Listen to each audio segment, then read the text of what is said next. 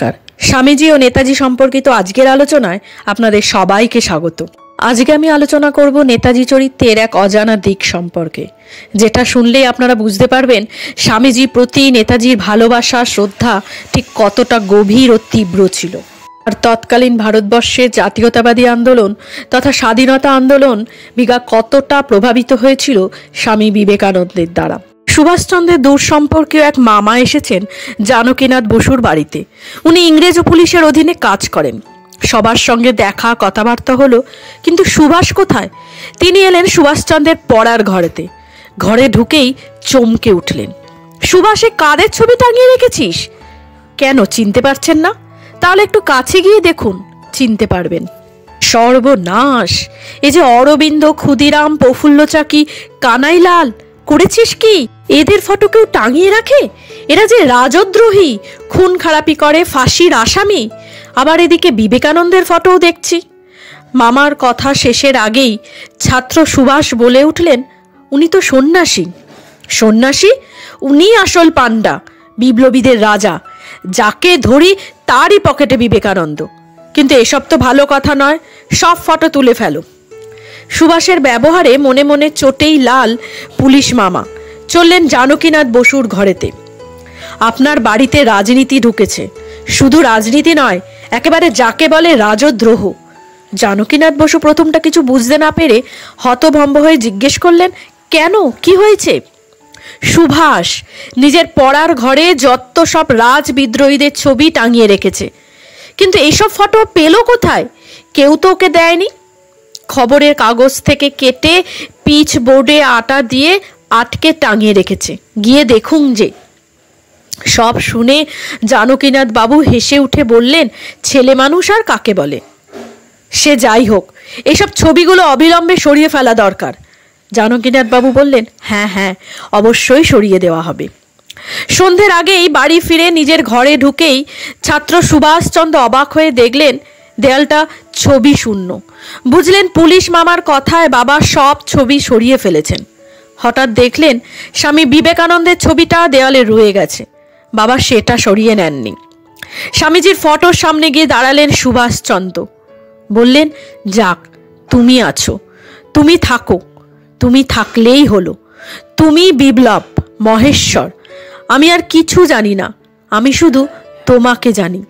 তুমি সন্ন্যাসী হয়েছ শুধু নিজের মুক্তির জন্য নয়, দেশের মুক্তির জন্য, দেশের মানুষের মুক্তির জন্য। তুমি আমাকে শক্তি দাও, তুমি আমাকে আশীর্বাদ করো। সুভাষচন্দ্র স্কটিশ চার্চ এবং পরবর্তীকালে প্রেসিডেন্সি কলেজে ভর্তি হন এবং ফিলোসফিতে অনার্স করেন।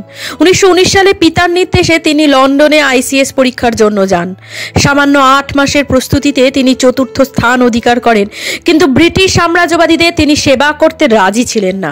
তাই বাবার ইচ্ছে পূরণ করা সত্ত্বেও তিনি চাকরি থেকে পদত্যাগ করে ভারতবর্ষে ফিরে আসেন।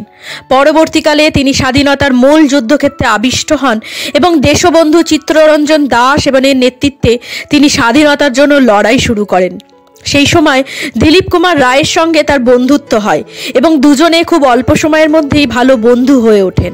এই বন্ধুত্বের স্মৃতিচারণায় দিলীপ রায় লিখেছেন, সুভাষই প্রথম আমার সামনে এসে দাঁড়ালো দেশভক্তির জীবন্ত বিগ্রহ হয়ে, দেশাত্মবোধের প্রাণ উন্মাদী প্রতীক হয়ে।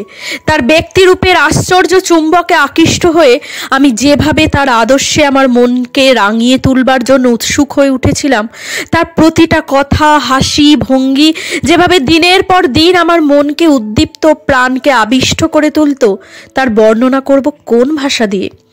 সুভাষের রূপে, কণ্ঠস্বরের টানে আমি উধাও হতে চেয়েছিলাম তার নির্দিষ্ট পথে, তারই নায়কতা মেনে নিয়ে সর্বান্তকরণে।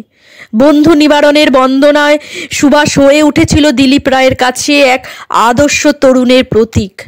তিনি বললেন, নিবারণের কাছে শুনেছিলাম সুভাষের বিবেকানন্দ প্রীতি, গঙ্গা জলে দাঁড়িয়ে সংস্কৃত স্তোত্রপাঠ, দেশভক্তি, আরও কত কি। এ যে সামান্য মানুষ নয়, আমার বিলব বালক মন তখনই সেটা বুঝে গেছিল। নেতাজি ছিলেন স্বামী বিবেকানন্দের ভাব শিষ্য। সর্বান্তকরণে তিনি স্বামীজিকে তার গুরুরূপে বরণ করে নিয়েছিলেন। অন্য আর একটি বিষয়েও উভয়ের মধ্যে অদ্ভুত সাদৃশ্য লক্ষ্য করা যায়।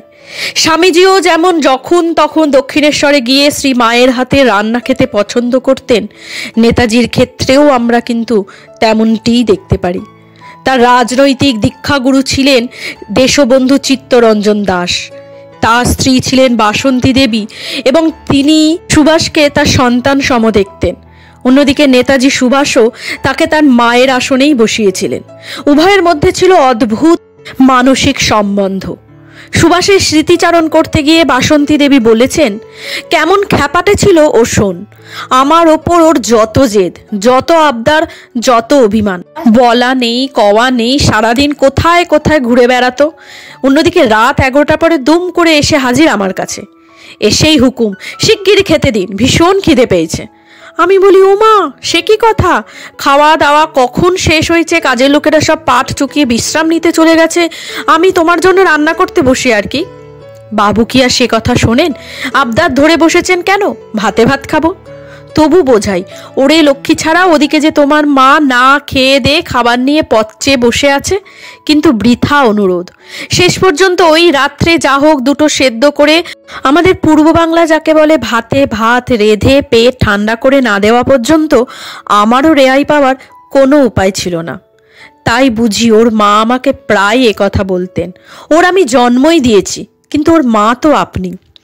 এমনিতে সংকল্পে কঠোর হলেও মনের ভেতরে ওর কি আশ্চর্য কোমলতা ছিল তা হয়তো তোমরা অনেকেই জানো না। স্বামীজির সঙ্গে নেতাজির আর একদিকেও অপূর্ব মেলবন্ধন লক্ষ্য করা যায়। স্বামীজিও যেমন খুব ভালো রান্না করতে পারতেন, নেতাজিও কিন্তু তাই পারতেন। এ বিষয়ে বাসন্তী দেবী বলে গেছেন, সুভাষ কিন্তু খুব ভালো রাঁধতে পারত, তা জানো? দেশবন্ধুর জন্য দিনের খাবার তো আমি তৈরি করে নিয়ে যেতাম যখন উনি জেলে ছিলেন। রাত্রে ওনার রান্না জেলের মধ্যে সুভাষ তৈরি করে দিত। আর আমার কাজ কি শুধু রোজ সকালের খাবার বয়ে নিয়ে যাওয়া? রোজই সুভাষের ফর্দ থাকতো, বাজার থেকে এটা আনা চাই, ওটা আনা চাই, আর তার চাই বললেই তো সে এক প্রচণ্ড দাবি হয়ে দাঁড়ানো। অবশ্য মায়ের মতো বলে ছেলের আবদার ছিল যেমন, তেমনি বন্ধুর মতো তার মনের গোপন কথাগুলোও আমার কাছেই বলা চাই। ওর দুর্বলতা কোথায়, কতটুকু, তাও আমার কাছে গোপন করতে পারতো না। এই জন্য কত সময় কত যে আমরা হাসি ঠাট্টা করেছি তা বলে শেষ করা যাবে না। আজ সেসব দিনগুলো কোথায় হারিয়ে গেছে। স্বামীজির মতো নেতাজিও ছেলেবেলা থেকেই ছিলেন অত্যন্ত মেধাবী ও বুদ্ধিমান। পড়াশোনা করার পাশাপাশি স্বামীজির মতো তিনিও নিয়মিত ব্যায়াম চর্চা করতেন। বাগানে তরিতরকারি ও ফুল গাছের প্রতি তার খুব ঝোঁক ছিল। প্রত্যহ তিনি বাড়ির মালিদের সাথে গাছে জল দিতেন। তিনি প্রকৃতির অপরূপ সৌন্দর্য দেখে মুগ্ধ হতেন। নেতাজির ওপর স্বামীজির প্রভাব যে কতটা তীব্র ছিল তা তার এই লেখা থেকেই জানা যায়। প্রবেশিকা পরীক্ষার পর নেতাজি তার মাকে একখানি পত্র লিখেছিলেন। সেই পত্রে তিনি উল্লেখ করেন, পড়াশোনা করে যদি কেউ প্রকৃত জ্ঞান না লাভ করতে পারে তবে সেই শিক্ষাকে আমি ঘৃণা করি। তাহা অপেক্ষা মূর্খ থাকা কি ভালো নয়? চরিত্র গঠনই ছাত্রের প্রধান কর্তব্য। বিশ্ববিদ্যালয় শিক্ষা চরিত্র গঠনকে সাহায্য করে। আর কার কিরূপ উন্নত চরিত্র তা কার্যেই বুঝতে পারা যায়। কার্যই জ্ঞানের পরিচায়ক। বই পড়া বিদ্যাকে আমি সর্বান্তকরণে ঘৃণা করি। আমি চাই চরিত্র, জ্ঞান, কার্যের উন্নয়ন। এই চরিত্রের ভিতরে সবই যায়। ভগবত ভক্তি, স্বদেশ প্রেম, ভগবানের জন্য তীব্র ব্যাকুলতা সবই যায়। বই পড়া বিদ্যা তো তুচ্ছ, সামান্য জিনিস। হায়, কত লোকে তা নিয়েই কত অহংকার করে। নেতাজি তার আত্মজীবনীতে লিখেছিলেন, Vivekananda entered in my life. ত্যাগে বেহিসাবি, কর্মে বিরামহীন, প্রেমে সীমাহীন। স্বামীজির জ্ঞান ছিল যেমন গভীর তেমনি বহুমুখী। আমাদের জগতে এরূপ ব্যক্তিত্ব বিরল। স্বামীজি ছিলেন পৌরষ সম্পন্ন পূর্ণাঙ্গ পুরুষ। ঘন্টার পর ঘন্টা বলে গেলেও সেই মহাপুরুষের বিষয় কিছুই বলা হবে না। এমনই ছিলেন তিনি মহৎ, এমনই ছিল তার চরিত্র। যেমন মহান তেমনি জটিল। আজ তিনি জীবিত থাকলে আমি তার চরণেই আশ্রয় নিতাম। সুতরাং স্বামী বিবেকানন্দ নেতাজির জীবনে ঠিক কতখানি জায়গা অধিকার করেছিলেন সেটি নেতাজির কথা থেকেই জানা যায়। নেতাজির অন্তরঙ্গ বন্ধু চারুচন্দ্র গঙ্গোপাধ্যায় একবার এক সাক্ষাৎকারে বলেছিলেন, সুভাষের সাথে আবাল্য খুব ঘনিষ্ঠভাবে মিশেছি, তাই জোর করে বলতে পারি বিবেকানন্দের প্রভাব যদি সুভাষের ওপর না পড়তো তাহলে সুভাষ সুভাষ হতো না, নেতাজি হতো না, হয়তো অ্যাডভোকেট জেনারেল হতো কিংবা ব্যারিস্টার হতো। কিন্তু আইএনএ যে ফর্ম করেছে সেই নেতাজি সুভাষচন্দ্রকে আমরা পেতাম না। আজকের আলোচনা এ পর্যন্তই। কেমন লাগলো তা অবশ্যই কিন্তু আমাকে কমেন্ট করে জানাবেন। ভালো লাগলেও জানাবেন, খারাপ লাগলেও জানাবেন। আর ভালো লাগলে লাইক শেয়ার করতে কিন্তু ভুলবেন না। আর যদি চান এইরকম ভিডিও নিয়মিত পেতে, তাহলে আমার চ্যানেলটা প্লিজ সাবস্ক্রাইব করে নেবেন। ভালো থাকবেন, সুস্থ থাকবেন। নমস্কার।